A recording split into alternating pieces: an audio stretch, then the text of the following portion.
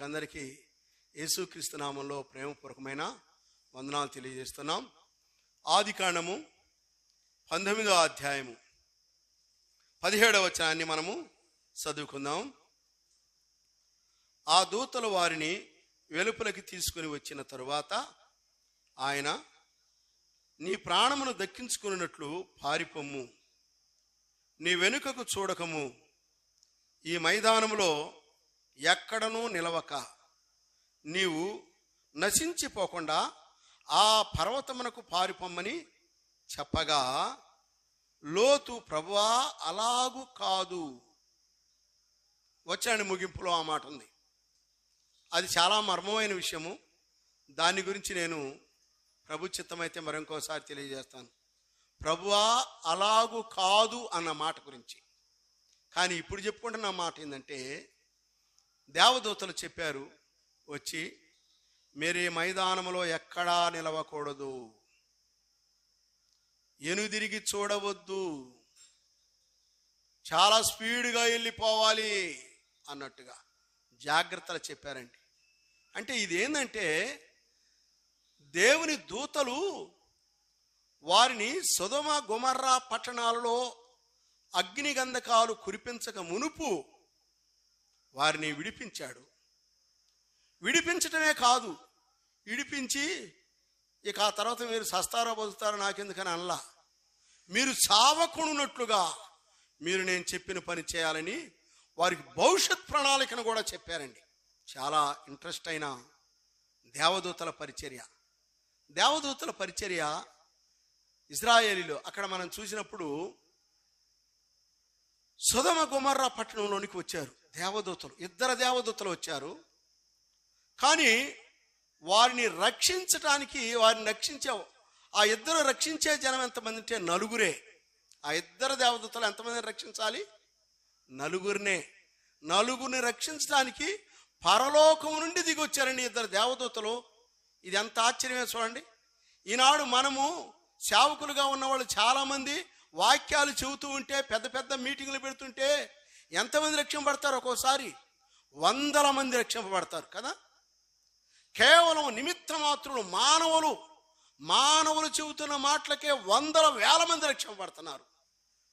కొన్ని సందర్భాలలో 1000 మందిని కూర్చోబెట్టి వాక్యం చెప్పే పెద్ద పెద్ద సేవకులు కూడా ఒక్కరిని కూడా రక్షించకపోవచ్చు. కొన్ని సందర్భాలు అలా ఉంటాయి. కొన్ని సందర్భాలు చిన్న మీటింగులో కూడా చాలామంది రక్షింపబడతారు. అయితే పరలోకం నుంచి దిగి వచ్చిన దేవదూతలు ఈ భూమి మీద సొదొమ గొమొర్రా పట్టణాలలో ఉన్న ఒకే ఒక్క కుటుంబమైన లోతుని, ఆ ఇంట్లో 4 మాత్రమే రక్షించడానికి పరలోకం నుంచి 2 దేవదూతలు వచ్చారండి. ఈ 2 దేవదూతల పరిచర్య ఎలాగుందంటే, ఈ లోకంలో సేవకుల పరిచర్యలాగా ఉంది. ఎందుకంటే సేవకులు కూడా వాళ్ళని చూసి నేర్చుకోవాలి పరిచర్య. ఆత్మను రక్షించడానికి ఎలాగూ తెగబడాలో, ఎలాగూ ఓర్చుకోవాలనో, ఎలాంటి అవమానాలు పొందాలనో, ఎలాంటి కష్టాలని, రిస్కులు తీసుకోవాలనో ఆ దేవదూతలను చూసి ఈనాడు పాస్టర్లు, దైవ సేవకులు, దేవుణ్ణి నమ్ముకున్న వాళ్ళందరూ నేర్చుకోవాల్సిన పాఠాలు చాలా ఉన్నాయి. వాళ్ళకి చూడండి ఎంత అవమానం వచ్చిందో అండి. మాకేం పని సార్, మీరు ఆజ్ఞాపిస్తే ఆ అగ్నిగంధకాలు కుప్పించి మొత్తాన్ని చంపేస్తాం, ఇలా 4 కోసం మాకెందుకండి ఇంత బాధ అని చెప్పి వాళ్ళ ఇంటికి వస్తే ఆ ఊరు జనం అందరూ వీళ్ళని అవమానపరుస్తుంటే ఆ అవమానానికి ఇష్టపడ్డారు.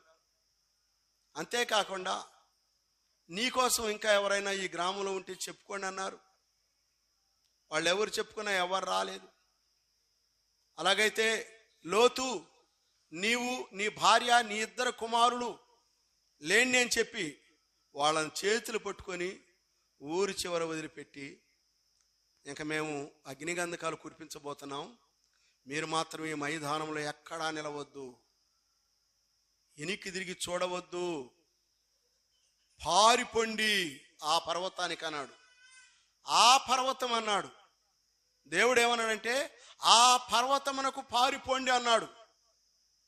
ఆ పర్వతం అంటే దేవుని పర్వతమే. దేవుని దగ్గరికి పారిపోండి అని అర్థం. ఆ పర్వతం అంటే దేవుని పర్వతం. మీరు దేవుని పర్వతమునకు పారిపోండి, అక్కడ మీరు రక్షింపబడతారు, అక్కడ మీరు క్షేమంగా ఉంటారు, మీ యోగక్షేమములు ఆయన చూసుకుంటాడు అని అర్థం. అయితే లోతైతే అలాగు కాదు ప్రభువా అన్నాడు. దాని విషయాన్ని తర్వాత చెప్పుకుందాం.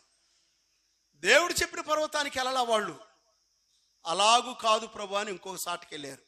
సరే, మొత్తానికి జరిగిన విషయం ఏంటంటే, ఇక్కడ దేవదూతలు తీసుకున్న రిస్క్ ఏంటంటే అద్భుతం, ఆశ్చర్యం. ఒక్క 4 మనుషుల్ని రక్షించడానికి వాళ్ళు ఎంత రిస్క్ తీసుకున్నారంటే, ఈనాడు చాలామంది పాస్టర్లు కూడా ఎలా ఉంటారంటే, సభికులు కొద్దిగా ఉంటే వాక్యం చెప్పరు, లక్షల మందిలో చెప్పేవాళ్ళు, పెద్ద పెద్ద సేవకులు, పెద్ద పెద్ద మినిస్ట్రీలో ఉన్నవాళ్ళు 10 మంది, కొద్ది మంది, 20 మంది, 30 మంది, లేకుంటే 100 మంది ఉన్నా కానీ చెప్పలేరు. వాళ్ళు వేలల్లో, లక్షల్లో ఉంటే వాక్యం చెబుతారు. వాళ్ళకి ఇది ఒక ఛాలెంజ్ అండి. ఏం ఛాలెంజ్? ఈ కొద్ది మందిలో కూడా నేను వాక్యం చెప్పాలనా? నా మనసును నేను నిగ్రహపరుచుకొని ఆత్మ ప్రేరేపితున్నై గురిగా, లక్ష్యంగా నేను వీళ్ళ దగ్గర నేను ఎలా చెప్పగలను? ఈ కొద్ది మంది దగ్గర నాకు ఆత్మ ప్రేరేపణ ఉండదే అని అనుకొని రిసుకు పడేవాళ్ళు ఉన్నారు. దైవ సేవకుడు ఎప్పుడు రిసుకు పడకూడదండి. ఎక్కడైనా చెప్పాలి. దేవుడు అన్నాడు, ఎక్కడ 2 3 నా నామమును కూడి ఉందరో వారి మధ్య నేను ఉంటానన్నాడు. కొద్ది మంది దగ్గరైనా సువార్త చెప్పగలిగి ఉండాలి. అలా చెప్పడం ఈనాడు దైవ సేవకులకు చాలామంది ఛాలెంజ్, కష్టమైపోతుంది. అయితే యేసుక్రీస్తు వారు ఏం చేశాడో చూద్దాం. చూడండి, యేసుక్రీస్తు వారు ఎలా చేశాడో. మత్తయి సువార్త 4వ అధ్యాయము 19వ వచనం నుంచి 22వ వచనం వరకు. ఆయన, నా వెంబడి రండి, నేను మిమ్మల్ని మనుషులను పట్టు జాలరులుగా చేతునని వారితో చెప్పాను. వెంటనే వారు తమ వలలు విడిచిపెట్టి ఆయనను వెంబడించిరి. ఆయన అక్కడ నుంచి వెళ్ళి జబదయ కుమారుడైన యాకోబు, అతని సహోదరుడైన యోహానును, మరి 2 సహోదరులను, తన తండ్రి అయిన జబదయ 2 దోణెల్లో తమ వలలో బాగు చేసుకుని చుండగా వారిని చూచి వారిని పిలిచెను. వెంటనే వారు తమ దోణెను, తన తండ్రిని విడిచిపెట్టి ఆయనను వెంబడించిరి. ఈ మాటలు చూడండి. పేతురు యోహానును పిలిచాడు, జబదయి కుమారులు పిలిచాడు. సముద్రం వాడరేవుని వెళుతూ ఉండగా వాళ్ళని పిలిచాడండి. దేవుడు మనుషుల్ని పిలుస్తాడు, ఒక్కొక్కరితో కూడా మాట్లాడతాడు. దేవుడే మాట్లాడుతున్నాడు ఒక్కళ్ళతోటి. పేతురుతో మాట్లాడాడు, యోహానుతో మాట్లాడాడు, జబదయి కుమారులతో మాట్లాడారు. వాళ్ళు ఏం పని చేస్తున్నారంటే, పేతురు యోహానులు అయితేనేమో వాళ్ళు దోణిలో ఉన్నారంట. దోణి అంటే పడవలో ఉన్నారు, చేపలు పట్టడానికి సిద్ధంగా ఉన్నారు. మిమ్మల్ని మనుషులను పట్టు చాలర్లకు చేస్తాను, మీరు రాండి అంటే వచ్చేసారు వాళ్ళు. ఆ తర్వాత కొంచెం దూరం వచ్చిన తర్వాత జబదయి కుమారులు తమ వలల బాగు చేసుకుంటున్నారంట. వలల బాగు చేసుకోవటం అంటే ఏందండి? వలలో ఒకళ్ళు చినిగిపోయినాయేమో, వలయాలి కదా చేపలను పట్టాలంటే. చినిగిపోయి చాలా చాలా పెద్ద పెద్ద రంధ్రాలు ఉన్నాయి అనుకో, పడ్డ చేపలేమో, వలలో పడ్డ చేపలు ఏమవుతాయి? ఆ రంధ్రాల్లో కూడా మరలా సముద్రంలోకి వెళ్ళిపోతాయి. అందువల్ల పడ్డ చేపలు బయటికి పోకుండా ఉండాలంటే ఏ భద్రత తీసుకోవాలనో ఆ భద్రత తీసుకుంటున్నారు. అంటే చూడండి, ఒక ఆత్మను సంపాదించాలంటే ఏమేం జాగ్రత్తలు తీసుకోవాలి? వలన బాగు చేసుకోవటం అంటే ఒకదానికి చెబుతాను మీకు. ఇప్పుడు మీరున్నారు, మీ కుటుంబంలో మీ భర్తనో మీ పిల్లలనో మీరు మార్చాలంటే వాళ్ళు మార్చబట్టల్లా. దేనికి మార్చబడుతున్నారు? వల చినిగిపోతే ఆ చినిగిపోయిన కంతలో కూడా చేపలు పోయినట్టుగా మీ బ్రతుకులో డ్యామేజీలు ఉన్నాయి. దేవుని వాక్యానుసారంగా జీవించకుండా పిల్లలను తిట్టమో, భర్త మీద తిరుగుబాటు చేయటమో, ఎవరి మీద ఏదో ప్రార్థనకి వెళ్తున్నారు, ఆరాధన చేస్తున్నారు, కానీ ఏయో తప్పులు ఉంటున్నాయి. ఆ తప్పులు చూసి నీ ఇంటి వారు రక్షింపబట్టంలా. అందుకని ఆ తప్పులు సరిచేసుకోవాలి. వలలు పట్టేవాళ్ళు వల చినిగిపోతే ఆంతిని వేస్తారు. అలాగే ఎత్తే ఏమైనా వాళ్ళకి లాభం ఉందా? లేదు. మరి దేవుడు నమ్ముకున్న నీవు నీ కుటుంబంలో నీ భర్తనో నీ బిడ్డలనో నీ ఇంటి వారినో రక్షించాలంటే నీకు ఇంత పెద్ద కంతలు ఉన్నాయి. మరి ఆ కంతలు పూడ్చుకుంటేనే కదా వాళ్ళు రక్షించబడేది. అట్టి పనులు చేసుకుంటున్నారు జబదయి కుమారులు. వాళ్ళని పిలిచాడు దేవుడు, రండి, మీకు చాలా జాగ్రత్త ఉంది. పట్టిన చేపలు బయటికి పోకుండా తీసుకునే ఉపాయం మీకుంది. అలాగైతే నా ఆత్మల పట్టే సామర్థ్యత మీకుంటుంది, చాకశక్యమైన తెలివితేటలు మీకున్నాయి, కాబట్టి రండి అని వాళ్ళని కూడా పిలిచాడు. అలాగైతే వాళ్ళని పిలిచిన విధానాల్లో మనం చూసినప్పుడు మనం కూడా అట్టాటి ఉంటే మనం కూడా సరి చేసుకోవాలా. అయితే వాళ్ళు వలలు బాగు చేసుకుంటుంటే పిలిచాడా? ధోనిలో ఎక్కి చేపలు పడుతుంటే పిలిచాడా? అబ్బో, దేవుడు సోమరులను పిలవడు, సోమరితనంగా ఉండే వాళ్ళని పిలవడు, హుషారుగా పనిచేసే వాళ్ళని పిలుస్తాడు, ఆ పనిలో కూడా తెలివితేటలుగా పనిచేసే వాళ్ళని పిలుస్తాడు అని మనకు అర్థమవుతుంది. మనం కూడా అట్టుండాలి. ఇవాళ చాలామంది రక్షింపబడ్డ వాళ్ళు ఏమంటారంటే, మా పిల్లలు రక్షింపట్టలేదన్నా, మా ఆయన రక్షింపట్టలేదన్నా, మా ఇంటి వాళ్ళు రక్షింపట్టలేదన్నా అన్నారు. అయితే ఆ మాట చెప్పే ముందు నీకేం కంతలు ఉన్నాయో చూసుకోవాలా. ఇందుకే వాళ్ళు రక్షింపబడింది. నువ్వు ప్రార్థనకి వెళ్ళినప్పుడు, నువ్వు పాడే పాటలో ప్రార్థన చేసేటప్పుడు వాళ్ళకి నీ మీద మంచి ప్రేమ అనిపించచ్చు, కానీ నీలో కొన్ని లోపాలు ఉన్నాయి. ఆ లోపాలను చూసినప్పుడు మనం బావద్దు ప్రార్థనకి, ఆ మనిషి పోతుంది కానీ ఆ మనిషి మారిందా అని అనుకొని వాళ్ళు రావటంలా. దానికి అర్థం ఏంటంటే వాళ్ళకి కంతబడింది, పడ్డ చేపలన్నీ కంతలో కూడా వెళ్ళిపోతున్నాయి అని అర్థం. అందుకని జబదయి కుమారులు వలలు బాగు చేసుకుంటున్నారంట, చేప పోకూడదని. చూచారండి ఎంత తెలివో. మీరు కూడా మీ కుటుంబంలో మీ పిల్లలు పాపంలోకి వెళ్ళకూడదు, మీ భర్తలు మీ భార్యలు మీ కుటుంబం వారు నరకానికి వెళ్ళకూడదు. వాళ్ళు వెళ్లకుండా రక్షింపబడాలంటే మీకేమన్నా కంతులు ఉన్నాయేమో చూసుకోండి, వాటిని సరి చేసుకోండి అని అర్థం. అర్థమైందా?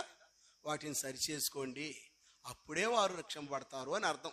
మత్తయి సువార్త 9వ అధ్యాయం 9వ వచనంలో కూడా ఒక మాట, యేసు అక్కడ నుండి వెళ్ళుచు సుంకపు మెట్టునొద్ద కూర్చుండి ఉన్న మత్తయి అని ఒక మనిషిని చూచి నన్ను వెంబడించమని అతనితో చెప్పగా అతడు లేచి ఆయనను వెంబడించాను.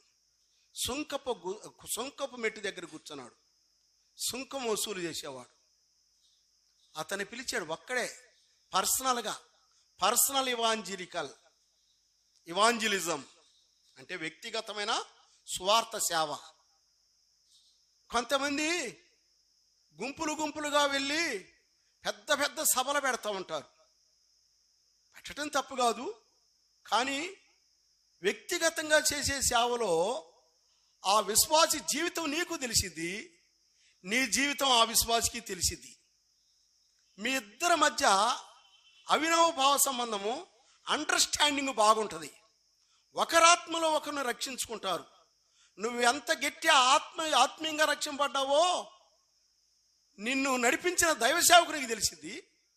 నీవెంత గొప్ప దైవ సేవకుడో రక్షింపబడిన ఆ వ్యక్తికి కూడా తెలిసిద్ది.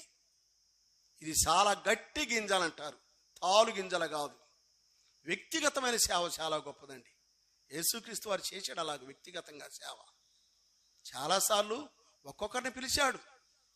నేను మీకు ఒక చిన్న కథ కూడా చెప్పాను. ఒక మామిడి చెట్టుకి చాలా కాయలు ఉన్నాయి. ఆ కాయలు కోయటానికి వెళ్ళాడు. చెట్టు కొమ్మల్ని బాగా ఊపాడు, అసలు చెట్టును కూడా ఊపాడు. ఊపినప్పుడు గంపల పడ్డాయి. అసలు నేల మొత్తం కాని రాకుండా పరిచినట్టుగా పడ్డాయి కాయలు. చాలా కాయలు రాలి. కానీ ఈ కాయలన్నీ దేవుని బిడ్డల కారు. ఎందుకంటే కొన్ని పూతలున్నాయి, కొన్ని పిందెలు, కొన్ని పాకానికి రాని కాయలు, కొన్ని పుచ్చిపోయిన కాయలు, కొన్ని పాడైపోయిన కాయలు. ఊపినప్పుడు పైనుంచి కింద పడ్డాక కొన్ని డ్యామేజ్ అయిన కాయలు. ఇట్లా చాలా నష్టం అయిపోతాయండి. అలాగూ కాకుండా చెట్టెక్కి ప్రతి కాయను నువ్వు పట్టుకొని తుంచితే ఎంత బాగుంటుంది. ఆ కాయను నీ ఒళ్ళు వేసుకుంటే దానికి దెబ్బ తగలదు. నువ్వు కరెక్ట్గా పాకానికి వచ్చిన కాయనే కోస్తావు. ఆ కాయను నువ్వు పట్టుకున్నవాడు అవుతావు. అంటే ఇదన్నమాట పర్సనల్ ఇవాంజలిజం. అంటే పర్సనల్గా ఒక్కొక్కరితోటి కాంటాక్ట్ అవటం మనం. ఇది చాలా విషయం మంచిదండి. ఈ రోజుల్లో బైబిల్ పంచడం కానీ, పత్రికలు పంచడం కానీ, ఈదులో సువార్త ప్రకటించడం కానీ లేదుగా. మరి అలాంటప్పుడు ఎలాగ మనం సువార్త చేయగలుగుతాం? పెద్ద సభల్లో ఎక్కువగా రక్షింపడతారో లేదో మనం చెప్పలేము. అయితే వ్యక్తిగతంగా నీవు ఒక్కొక్కరిని రక్షిస్తే, ఒక్కొక్కరి ఇంటికి పోయి మాట్లాడితే, ఒకవేళ నీ జీవితంలో నువ్వు ఇద్దరిని రక్షించిన ఎంత ఆశీర్వాదం అండి. వేల సభల్లో ఒక్కరు కూడా రక్షింపబడినప్పుడు ఇట్ట వ్యక్తిగతంగా ఖర్చులు లేకుండా, మీటింగులు లేకుండా నీ వ్యక్తిగతంగా రక్షించవచ్చండి. ఇది చాలా గొప్ప సేవ అండి. యేసుక్రీస్తు వారు చేశాడు ఈ సేవ. దేవదూతలు పరలోకం నుంచి వచ్చి, ఇద్దరు దేవదూతలు 4 మనుషులను రక్షించారండి. ఎంత ఆశ్చర్యం.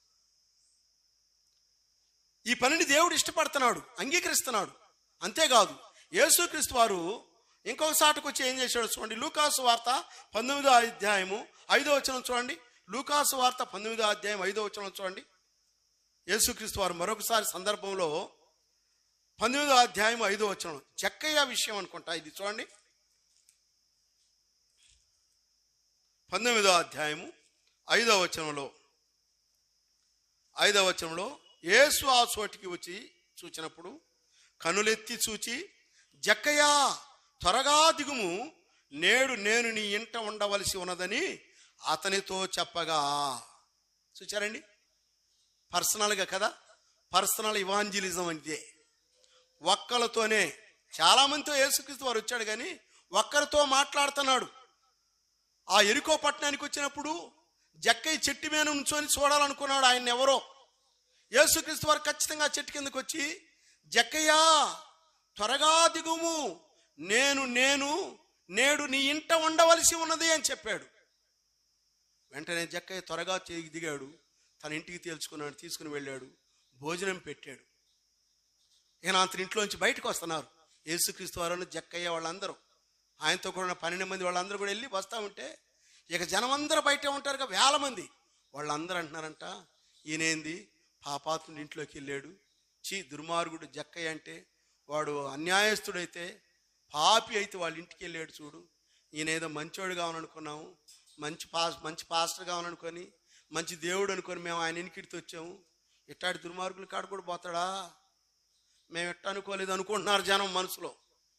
ఆ మాటలు జక్కయ్య కూడా అన్నాడు, నన్ను బట్టే కదా నా ప్రభువుని వీళ్ళు ఇట్టంటుంది, నేను కదా పాపిని, అదేదో నన్నంటే బాగుండేది, నా వల్ల నా ప్రభువుని అంటున్నారని చెప్పి వెంటనే వాళ్ళందరి ముందు ఒప్పుకుంటున్నారండి.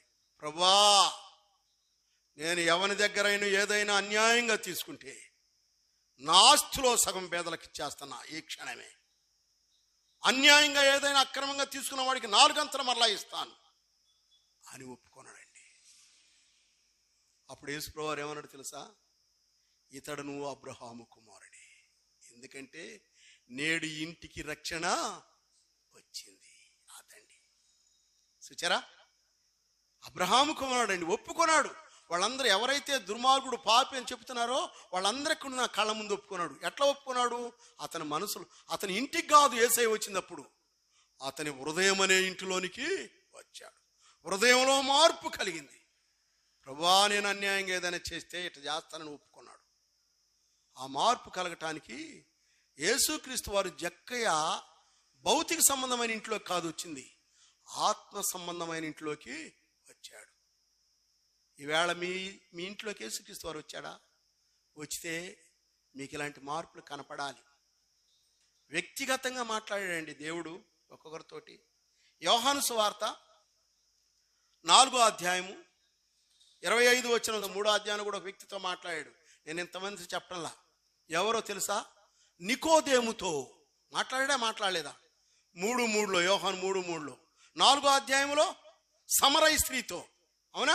యోహాను సువార్త 4వ అధ్యాయము 25 నుంచి.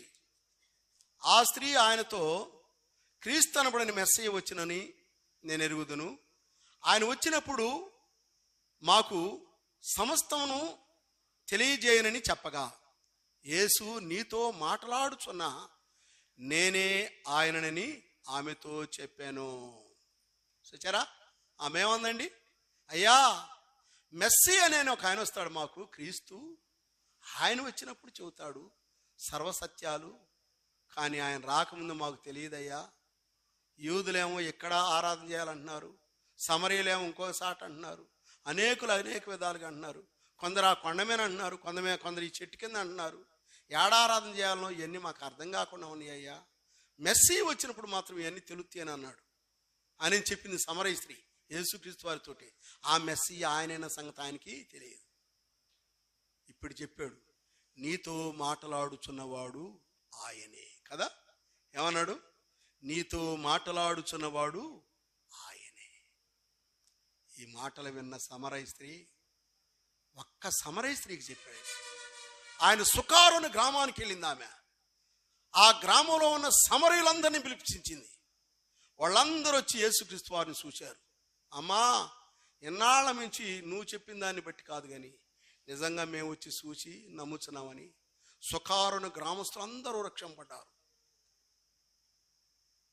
సమరయ గ్రామాలలో ఆ రోజులో పెద్ద పెద్ద సభలు జరిగినాయి, పెద్ద పెద్ద మీటింగులు జరిగినాయి. అపోస్తులు గొప్ప బహిరంగ సభలు జరిగిస్తున్నారు ఆ రోజుల్లో. వాళ్ళు యూదులు కాదు, సమరయులు, పాపులు. ఆ ప్రాంతాలలో అలాగు సువార్త జరుగుతున్న రోజుల్లో యేసుక్రీస్తు వారు ఒక్కరికి చెప్పాడు, ఆమె వెళ్ళి అనేకులకు చెప్పిందండి. అవునా కాదండి? యేసుక్రీస్తు వారు ఎంతమందికి చెప్పాడు? ఒక్కరికి చెప్పారు. ఆయన యేసుక్రీస్తు వారు ఒక్కరికేనా పెద్ద సభల్లో మాట్లాడలేదా అంటే, మత్తయి సువార్త 5వ అధ్యాయంలో మాట్లాడాడు. కొండమీన ప్రసంగం అంటారు దాన్ని కదా. కొండమీన ప్రసంగం. వేల మంది ఉన్నారు. వేల మందితో 3 రోజులు ప్రసంగం చేశాడు ఆయన. ఆయన వేల మందితో ప్రసంగం చేశాడు, 10 మందితో ప్రసంగం చేశాడు, 2తోటి ప్రసంగం చేశాడు. ఇవాళ చాలామంది ఏం చేస్తారంటే, చాలామంది ఉంటేనే మేము మాకు వాక్యం చెబుతాం, ఇట్ట కొద్ది మంది ఉంటే మేము చెప్పలేం. అయితే వాళ్ళు సేవకులేనా? మరి వాళ్ళకంటే దేవదూతలు ఏంది ప్రభు, బలివాడు పరలోకం నుంచి మమ్మల్ని పంపించి నలుగురు కోసమే మేము పోయేదే, మేము పో అని అన్నారండి. ఇవాళ చాలామంది ఉంటేనే సేవ చేస్తున్నారు చాలామంది జనం. ఇట్ట కొద్ది మంది ఉంటే సేవ చేయలేకపోతున్నారు. మరి దేవుడే చేశాడండి. నేర్చుకోవాల్సిన పాఠాలు మనం ఇవన్నీ కదా, నేర్చుకోవాల్సిన పాఠాలు దేవుడే చేశాడు. ఒక్కొక్కళ్ళతో చెప్పాడు ఆయన, ఒక్కొక్క వ్యక్తి కాడికి వెళ్ళాడు ఆయన, మాట్లాడాడు. మనం కూడా అలాగే చేయాలి కదా, అట్లా చేయాలి. చూద్దాం ఇంకో మాట. సువార్త 5వ అధ్యాయము 17వ వచనం నుంచి. తమ ప్రాంతమును విడిచిపోమ్మని వారు ఆయనను బతిమాలు కొని సాగిరి. ఆయన ధోని ఎక్కినప్పుడు దయ్యములు పట్టినవాడు ఆయన యొద్ద నన్నున్ననిమ్మని ఆయనను బతిమాలు కొనిను గాని ఆయన వానికి సెలవీయక, నీవు నీ ఇంటి వారి యొద్దకు వెళ్ళి ప్రభువు నీయందు కనికరపడి నీకు చేసిన కార్యములన్నిటిని వారికి తెలియజెప్పమనిను. వాడు వెళ్ళి యేసు తనకు చేసిన అన్నీ దెకపొలిలో ప్రకటింపన ఆరంభించను. అందరూ ఆశ్చర్యపడిరి అని రాయబడి ఉంది. దెకపొలి అనే ఆ ప్రాంతంలో ఈ సేనాదయాలను బట్టిన వాడిని బాగు చేస్తే అతడు ప్రకటించాడంట. దెకపొలి అనే మాటకు అర్థం ఏంటంటే, హైదరాబాదు, సికింద్రాబాదు లాంటి పట్టణాలు 10 పట్టణాలు గలిస్తే కానీ ఒక ప్రాంతం దెకపొలి అంటారు. అంత ప్రాంతాన్ని, అంత విస్తీర్ణాన్ని, అంత గొప్ప ప్రాంతాన్ని, అంత గొప్ప ప్రదేశాన్ని కలిపి దెకపొలి అంటారు. ఇటువంటి ప్రాంతంలో సేనాదయాలు పట్టినవాడు, అప్పటికి యేసుక్రీస్తు వారు ఇంకా చనిపోవాలా, ఆయన 12 మంది శిష్యులు కూడా పూర్తిగా పికప్ కాలా, వాళ్ళు ఇంకా సేవలోకే రాలా. అప్పుడే అపోస్తులే ప్రపంచంలో సేవలోకి రాకమునిపే దెకపొలిలో బాగు చేయబడిన వాడు ప్రకటన చేస్తున్నాడని మనం వింటున్నాం. యేసుక్రీస్తు వారు ఒక్కడిని బాగు చేశాడు, వాడు వల్ల ఎంతమందికి మేలు జరిగిందండి? దెకపోలేనే ప్రాంతం అంటే హైదరాబాదు సికింద్రాబాదు కలిస్తే ఎంత పట్టణమైందో, ఇట్లాంటి పట్టణాలు 10 పట్టణాలు కలవాల. 10 పట్టణాలు కలిపిన ప్రాంతాన్ని దెకపోలే అంటారు. ఈ ప్రాంతం మొత్తానికి ఇతనే సువార్థికుడు. వీడెవరు? సేనాదయాలు పట్టినవాడు. వాడిని ఒక్కడిని బాగు చేస్తే వాడు పోయి అంతమందికి సువార్త చెప్పాడంటండి. అలాగైతే చూడండి, పౌలు కూడా అంటాడు, నేను నా ద్వారా దేవుని సువార్త ప్రకటిస్తే రక్షింపబడిన వారు మీరందరూ ఉన్నారు. మీరందరూ నా కిరీటాలు, నాకు కిరీటాలు. ప్రభు రాజ్యంలో, ప్రభు సన్నిధిలో బలా నమ్మకమైన మంచి దాసుడా అనేది ఎవరినో తెలుసా? అనేక మంది ఆత్మలను సంపాదించిన వాళ్ళను. మీరందరూ నా కిరీటాలు కాదా అంటాడు పౌలు. నమ్మకమైన మంచి దాసుడా, ఈ 10 పట్టణాల మీద నీవు అధికారివై ఉండుమంటున్నాడు. ఈ కొంచెంలో నీవు నమ్మకంగా ఉన్నావు అన్నాడు. కొంచెం ఇస్తేనే నమ్మకంగా ఉన్నాడంట. ఒకనికి 5 తలాంతులు, ఒకనికి 2 తలాంతులు, ఒకనికి 1 తలాంతు కదా. 1 తలాంతు ఇచ్చినోడు ఏం చేయాల? 5 తలాంతులు ఇచ్చినవాడు 2 తలాంతులు తీసుకున్నవాడు ఎక్కువ చేశాడంట. వాళ్ళిద్దరు అన్నారు, ఈ కొంచెంలో నీవు నమ్మకంగా ఉంటివి అన్నాడు. ఇప్పుడు చాలామంది కూడా విశ్వాసులు ఏమంటారంటే, ఏమండి నిజమేనండి, అదిగో వాళ్ళకి చదువు ఇచ్చాడు, ఉద్యోగం ఇచ్చాడు, పాట పాడే వరం ఇచ్చాడు, డబ్బులు కానుకలు ఇచ్చే వరం ఇచ్చాడు, ఆరోగ్యం ఇచ్చాడు, వాళ్ళు మళ్ళీ పరిచర్య చేసే వరం ఇచ్చాడు, దీవెనలన్నీ వాళ్ళకేనా? ఆ దేవుడు ఎందుకు దిక్కుమాలిన వాళ్ళు, మాకు చదువు లేదు, ఉద్యోగం లేదు, ఏమీ లేదు అని అనుకుంటారు కొంతమంది కదా.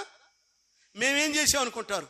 కానీ ప్రభు అంటున్నాడు, బడా నమ్మకమైన మంచి దాసుడా, ఈ కొంచెంలో నీవు నమ్మకముగా ఉన్నావు. చాలండి. నీకు ఇచ్చింది ఎంతైనా సరే రేపు వాళ్ళే ఫెయిల్ అయ్యేది. అన్ని వరాలు ఇస్తే వాళ్ళు ఏ వరం పనిచేయరు. రేపు ఫెయిల్ అయ్యేది వాళ్ళేనేమో చూసుకోండి. ఏ వరం లేని నువ్వే పాస్ అవుతావేమో. బడా నమ్మకమైన మంచి దాసుడా, ఈ కొంచెంలో నీవు నమ్మకముగా ఉంటివి అంటున్నాడు. ఒక కుటుంబంలో ఉన్న 4 రక్షించిన 2 దేవదూతలు ఈనాడు సేవ చేయాల్సిన మనందరికి సాదృశ్యంగా ఉన్నారు.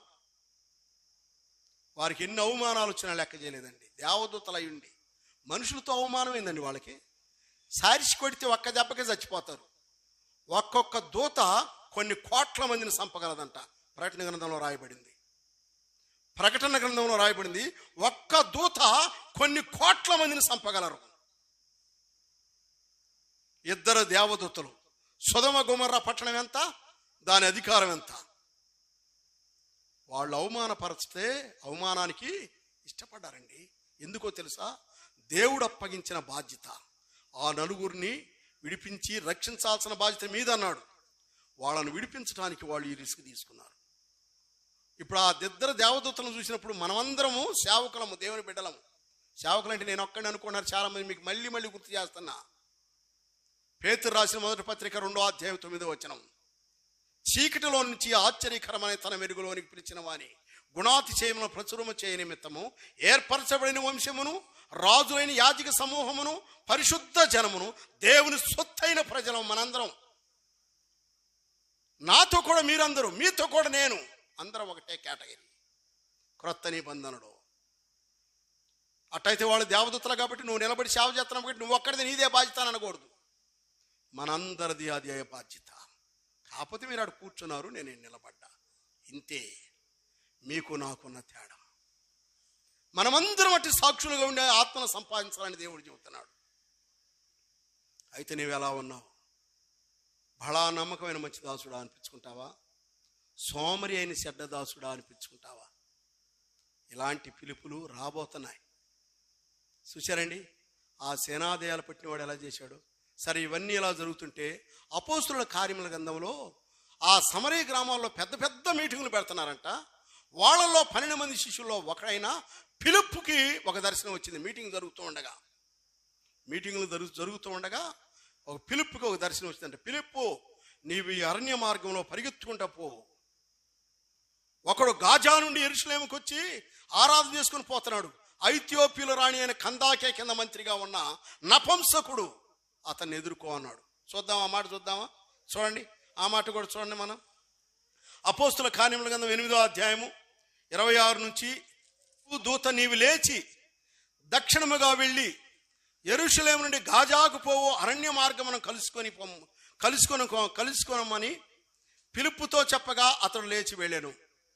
అప్పుడు ఐథియోపియుల రాణి అయిన కందాకే క్రింద మంత్రి అయి ఆమె యొక్క ధనాగారం అంతటి మీదనున్న ఐథియోపియుడైన నపంసకుడు ఆరాధించుటకు యెరూషలేమునకు వచ్చి ఉండెను.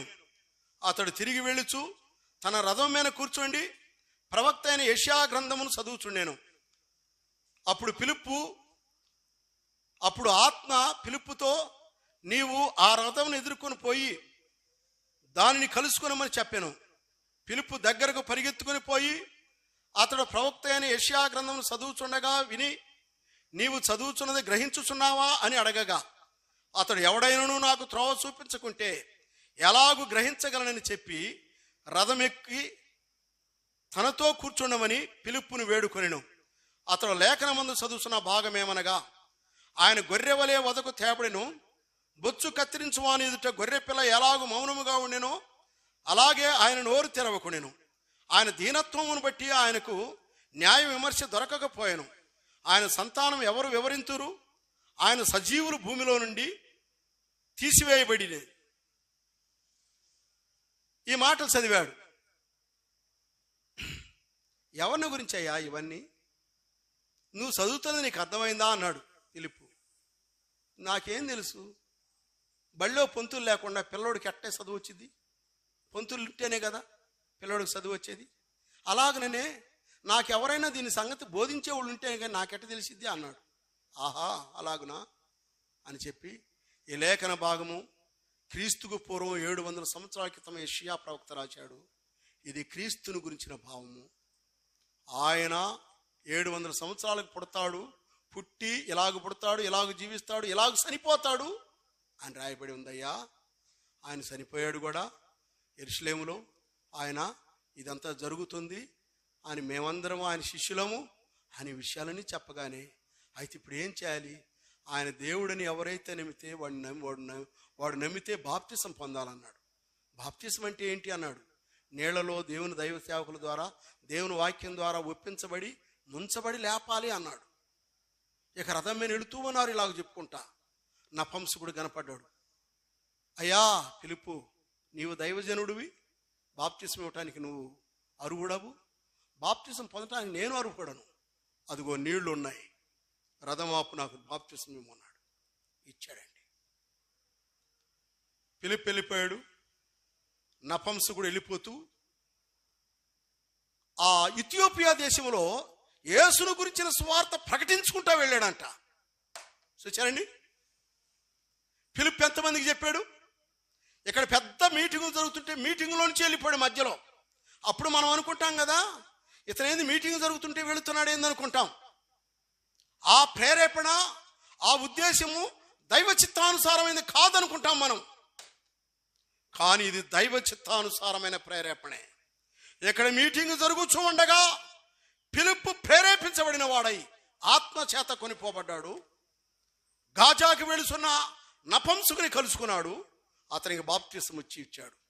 అతను చేసింది ఆ ఒక్క పని, చిన్న పని అన్నట్టుగా ఉంది. అతడు ఆ గాజా పట్టణాన్ని మొత్తాన్ని మార్చాడని బైబిల్ చెబుతుంది. నేటి వరకు ఇథియోపియా దేశం ఈనాడు క్రిస్టియన్ కంట్రీ. ఆనాడు అతను చేశాడంట ఆ పని. ఇథియోపియా దేశం అంతా క్రిస్టియన్ కంట్రీగా మారింది. ఈ నేటికి కూడా చూడండి, ఒక్క మనిషి ద్వారా కదా. ఎవరి ద్వారా? ఒక్క మనిషి ద్వారా. నేను మొన్న చెప్తే ముగించాను, ఇది నా ఆఖరి మాట. ఈ రోజుల్లో మనం కూడా కొన్ని డబ్బులు వచ్చేవి ఉన్నాయి. మీరు ఒక్కరు చేరి మీరు ఇంకా 10 మందిని చేర్పిస్తే మీకు డబ్బులు వస్తాయి అనే సంస్థలు ఉన్నాయా లేవా? మీకు కూడా డబ్బులు వస్తాయి వాళ్ళు చేసినా కానీ. మీరు గమ్మునూరుకున్నా నువ్వు 10 మందిని చేర్పించావనుకో, వాళ్ళందరూ చేసినారనుకో నీకు డబ్బులు వస్తాయి అన్నారు. అట్లాగే నీవు రక్షింపబడి నీ ద్వారా 10 మందిని కనుక నువ్వు రక్షణలోనికి తీసుకొస్తే వాళ్ళు సంపాదించిన ఆత్మల్లో నీకు వాటా ఉంది. అవునంటారా కాదంటారా? వాళ్ళు సంపాదించిన ఆత్మలతో నీకు వాటా ఉంది. నువ్వు చనిపోవచ్చు, నీ చరిత్ర ఆగిపోవచ్చు. ఇది అపోస్తలులు ప్రకటించిన ప్రకటన. ఐథియోపియుడు కందాకినే కింద అతను చేసిన పని. ఐథియోపియా దేశంలో ఇప్పటికీ ఎందరో బిషప్పులు అనేకులు వచ్చి సువార్త చేస్తున్నారు. వాళ్ళందరూ చేస్తున్నా కానీ ఈ ఐథియోపియుడికి సంబంధం ఉంది. ఇప్పుడు రక్షింపబడిన ఆత్మలో కూడా ఆయనకి సంబంధము ఉంది. ఈవేళ నేను చనిపోయాను అనుకో, నేను ఒక 100 మందిని రక్షించాను అనుకో. సపోజ్ ఈ 100 మంది జీవిస్తూ రక్షించారు. ఇంకా కొంతమంది వాళ్ళు సంపాదించిన వాటిలో, వాళ్ళు సంపాదించిన ఆత్మలో నాకు వాటా ఉంది. వాళ్ళు కూడా చనిపోయి వాళ్ళు సంపాదించిన వాళ్ళ తరం వారితో చేసి సేవ జరుగుతుంది అనుకో, వాళ్ళు సంపాదించిన ఆత్మలో కూడా నాకు వాటా ఉంది. అబ్బా, ఇది ఎంత అద్భుతమైన ఆశ్చర్యం అండి. డబ్బు సంపాదించుకునే దానికి మనకు తెలుసు, కానీ ఇట్లా ఆత్మను సంపాదించుకొని ప్రభువు దగ్గర దీవెనలు పొందుకునే ఈ గొలుసు ప్రార్థన ఎవరికి అర్థం కావట్లా. ఈ సంగతి ఎవరికి అర్థం కావట్లేదండి. మనం ఇది కూడా నేర్చుకుందాం. దేవుని సేవలో డెవలప్ చేద్దాం. ప్రభు వాక్యాన్ని మనం డెవలప్ చేద్దాం. ఎందుకంటే ఒక్కరి ద్వారానే వ్యక్తిగతమైన సేవ. ఇప్పుడు మీకు చెప్పండి, 1000 మందిలో ఉంటే మంచిదా, కొద్ది మందిలోనైనా ఉంటే మంచిదా? ప్రభువు చెప్పాడా లేదా? ఎక్కడ 2-3 నా నామములో కూడి ఉంటారని. ఇప్పుడు 1,00,000 మంది ఉన్న కాడికి వెళ్ళారు, జనం చూద్దామని. భలే ఉన్నారు, జనం భలే ఉంది అన్నారు. అసలు ఆ పాస్టర్కి మీకు తెలుసా? మీ గురించి ఆ పాస్టర్కి తెలుసా? 1,00,000 మందిలోకి వెళ్ళినప్పుడు మీరెవరో వాళ్ళకి తెలుసా? అనుభవం లేదండి. ఏదో చెప్పుకుంటా ఉంటాం. ఈనాడు సేవ చేసేవాళ్ళ పరిస్థితి కూడా అదే. తప్పు చేస్తూ ఉంటారు కొన్నిసార్లు. కొన్ని పొరపాట్లు జరుగుతూ ఉన్నాయి. ఆ పొరపాట్లు మన జీవితాల్లో ఎప్పుడూ ఉండకుండా ఉండాలని ఈ మాటల ద్వారా మనము హెచ్చరింపబడుతున్నాం. దేవుడి మాటలు దీవించినట్లుగా ప్రార్థన చేసుకుందాం. మనం మహాపరిశుద్ధుడు అయిన మా ప్రియ పరలోకపు తండ్రి, మీ మితిలేని ప్రేమకు స్తోత్రాలు, వందనాలు చెల్లిస్తున్నాం. దయచేత కృపచేత నా ప్రభువా మీ మాటలు ఆలకించాం. ఈ మాటల ద్వారా మమ్మల్ని దీవించండి, ఆశీర్వదించండి, హెచ్చరించమని వేడుకుంటున్నాం. నాయనా నా ప్రభువా, యూట్యూబ్ ద్వారా ఆలకిస్తున్న వారినేమి, సమాజంగా సంఘంగా కూడి ఇప్పుడు మీ సంఘంలో కూర్చొని ఆలకిస్తున్న మీ బిడ్డలనేమి దీవించండి, ఆశీర్వదించమని నాయనా మీ మీ దీవెనలు మాకు మెండుగా దయచేయమని వేడుకుంటున్నాం తండ్రి. మీరు వచ్చే వరకు, ఈ లోకాన్ని సాధించే వరకు మీకు సాక్షులుగా నమ్మకస్తులుగా ఉండటానికి సహాయం చేయమని మీ బలమైన హస్తాలకును మీ గాయపడిన హస్తాలకు అప్పగించుకుంటూ మా ప్రభువును మా రక్షకుడునైన యేసుక్రీస్తు నామములో ప్రార్థన చేసి అడిగి వేడుకుంటున్నాం తండ్రి. ఆమేన్. అందరికీ వందనాలు తెలియజేస్తున్నాం.